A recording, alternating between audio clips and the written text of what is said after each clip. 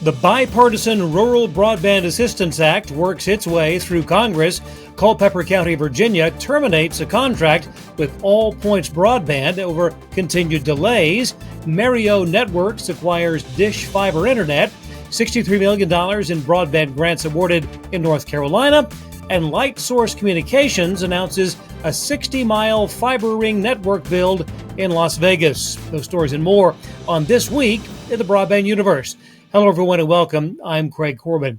A bill co-sponsored by U.S. Representatives Eric Sorensen, Democrat of Illinois, and Dave Taylor, Republican of Ohio, seeks to assist rural communities getting past both technical and administrative hurdles in order to secure broadband funding through the USDA.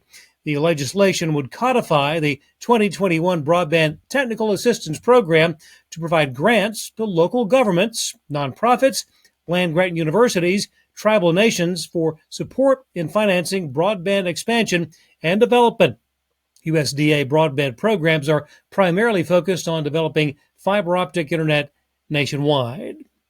Culpeper County, Virginia has officially terminated its contract with All Points Broadband. The project, which began in 2020, was funded by a $34 million package from the Virginia Telecommunication Initiative.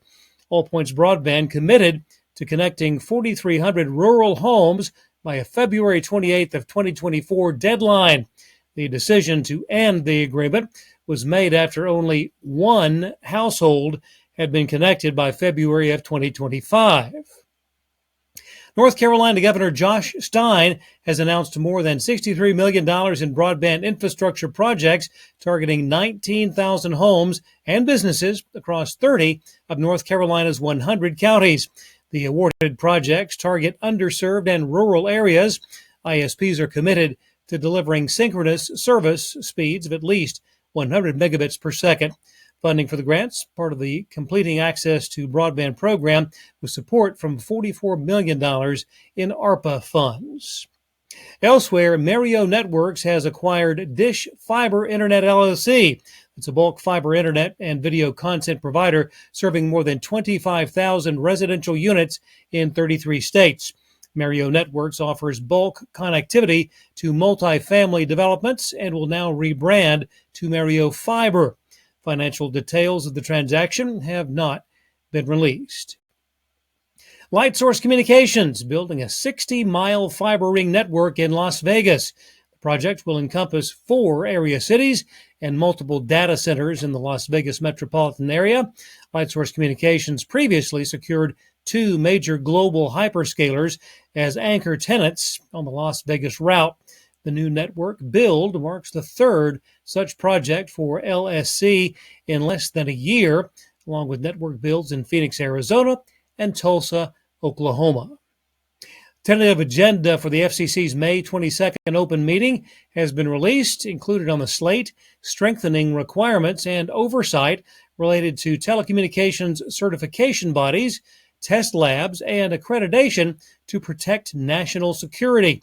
The Commission will also explore more intensive spectrum use by satellite communications. Research conducted by RVA and released by the Fiber Broadband Association this week reveals both dramatic growth and gaps in fiber availability in the United States. Rhode Island and North Dakota are shown to lead the nation in fiber to the home availability per capita, 83.2% and 81.9% respectively. Alaska ranks 50th at only 13%. The largest gains were made in Arkansas and Mississippi, with Arkansas growing from 1.8% as of 2013 to nearly 63% last year. Mississippi improved from 33.1% to nearly 67% during that same time frame.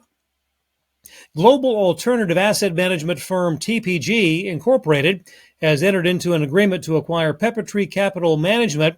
The deal, estimated to include up to $242 million in cash and $418 million in equity.